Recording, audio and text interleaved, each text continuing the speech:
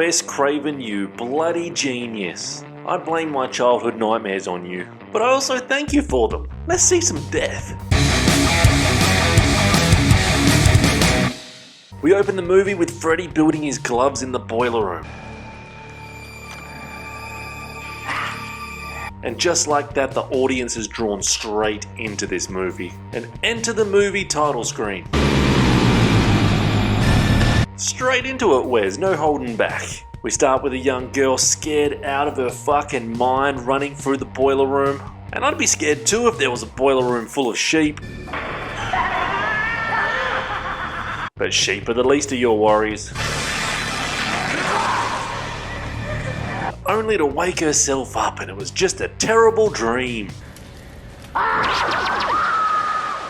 It was only a dream. Dreams aren't real.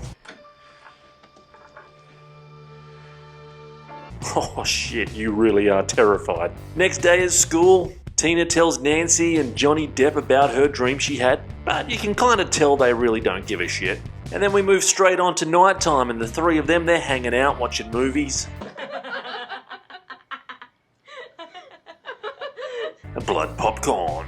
Tina continues the story of her dream, but now the others confess that they've had the same dream as well, and Freddy's mind fucking them before he makes the first kill. Tina's dickhead boyfriend uninvitedly just turns up. It's just a sleepover date, Rod. Tina and me. What a dick. So Tina and her dickhead boyfriend, they go up to the parents' room to have some sexy time. But yuck, man, why would you want to screw in your parents' bed? Ugh. Tina wakes up to noises outside and rocks at the window. Was that a tooth? That was a tooth in the window. She goes outside alone to investigate, as you do. And hello, creepy guy in the alleyway. Don't be scared, Tina, he just wants a hug. But Tina is scared shitless and she piss bolts out of there. But Freddy lets her know that he's only there to show her a few party tricks. Now Freddy has her pinned to the ground and the struggle is on. But back in the non-dream world, this could get a bit confusing, so just follow along. Dickhead boyfriend sees Tina having a fit. Convulsions! And he does fuck all but watch. You would spin the fuck out watching that, wouldn't you? And in the most horrific and probably the best death scene in any horror movie ever, Tina is the first to go.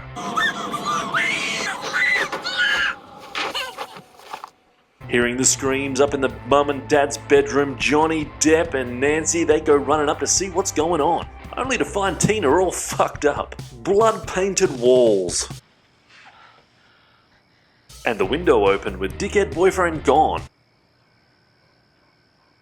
Was it the dickhead boyfriend that murdered Tina? At the cop shop, Tina's bitch asks mum, she has a go at her, and then the dad has a go at her too. But I sure would like to know what the hell you were doing shacking up with 3 other kids in the middle of the night. Ease up, mate. She just saw her best mate brutally murdered. And you're basically calling her a slut. But then Nancy tells them about the dreams they've all been having. They'll put you in the nut house if you keep talking like that, Nancy. Now, next day and off to school. Tina's dickhead boyfriend, he's hiding in the bushes. He tells Nancy he's innocent. He's innocent, damn it, he's innocent. But badass daddy and all the cops, they ambush this boyfriend and they arrest him for murder. And now at school, Nancy is so tired, she starts dozing off. Hey, it's Tina. Curious on where Tina went, Nancy goes and follows. No running in the hallway. Ew, was that Punky Brewster cosplaying Freddy then? And making her way to the boiler room, she sees the guy of her dreams. Who are you? Oh, you'll find out soon enough, Nancy. Now they say don't judge looks, beauty is on the inside. But that's just fucking rotten. And the only way to get out of this pickle is to self-harm.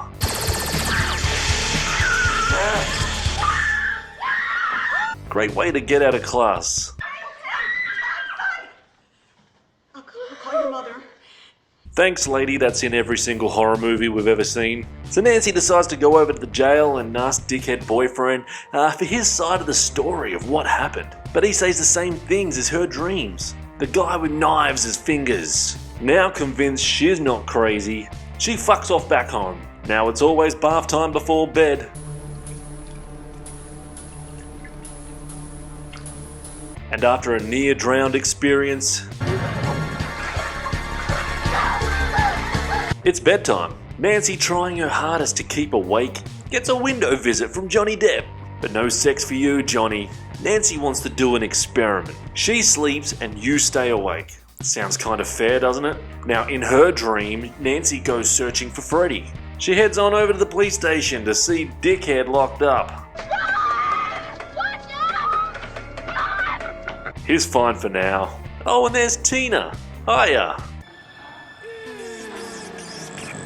She's a bit ripe, but there's no escaping Freddy in his dream world. Nancy runs like fuck.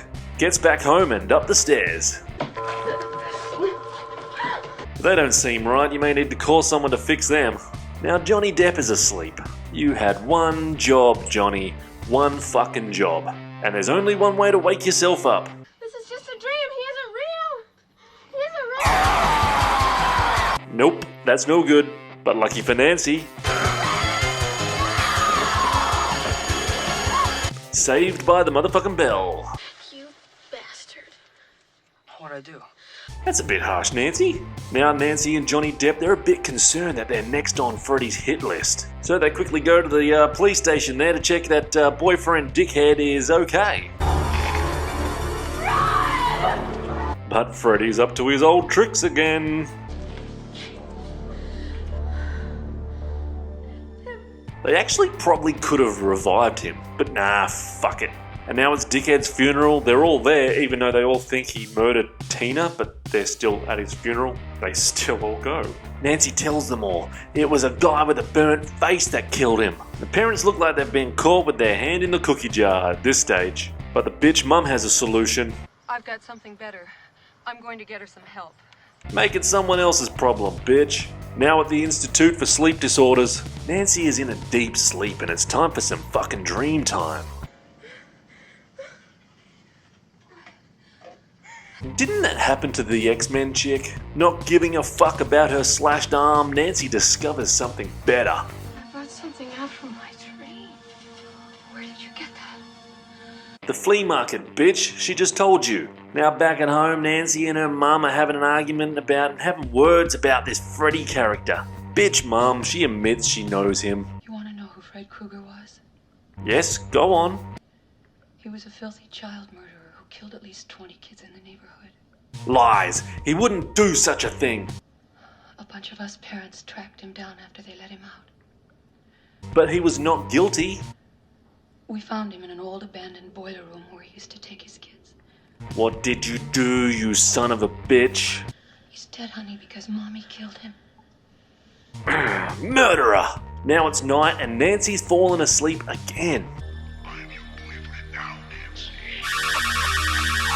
Give me some tongue, baby. Now over at Johnny Depp's house and he's fallen asleep.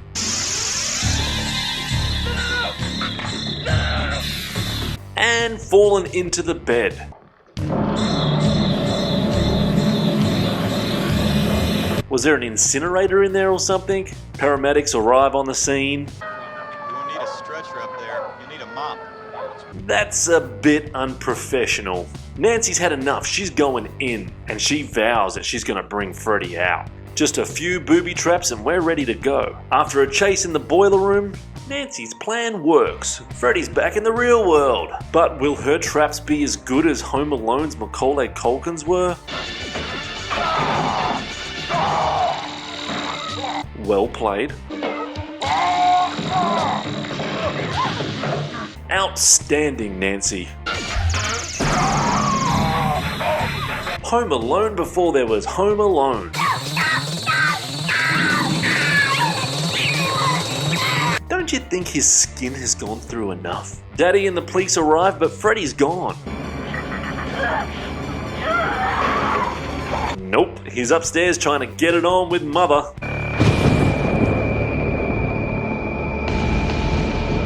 And that's the end of Freddy and Mother.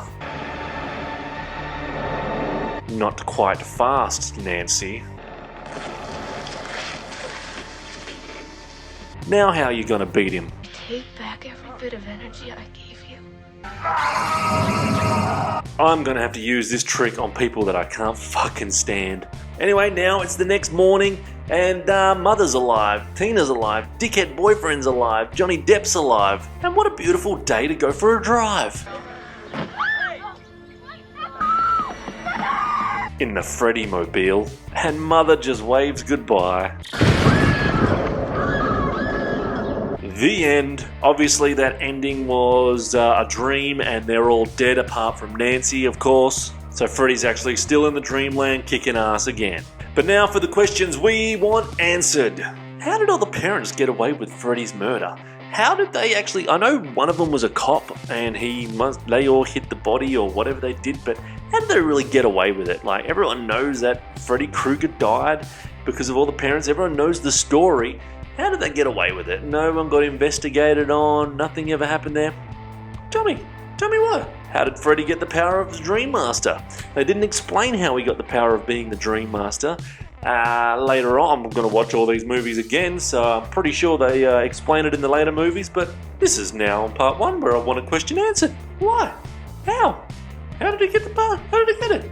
The end scene was a dream, correct? Am I correct? Yes. Am I correct? Yes. It was a dream, pretty obvious, but I just want to put it out there. It's a question that we all want answered. Is Wes Craven the master of horror? Yeah, he is pretty fucking damn good.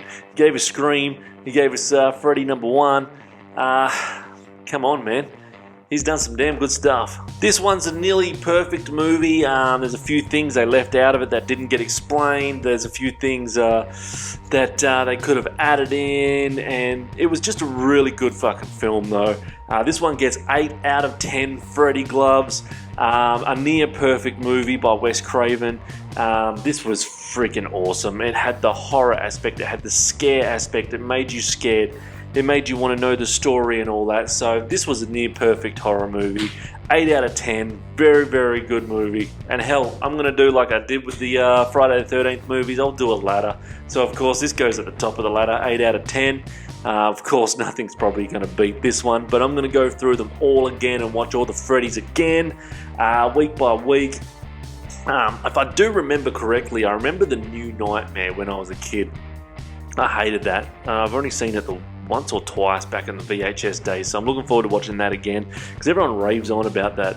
The New Nightmare is one of the best ones, but from what I remember it was shit. But we'll find out when I do my review on it and I watch it again. Number 2 next. I'm going to sit down and watch that, and then we'll do a review for that next week. But until then, like, subscribe. Still a bit of a baby channel here, and give me some loving, and Freddy will be back next week, and so will I. See you.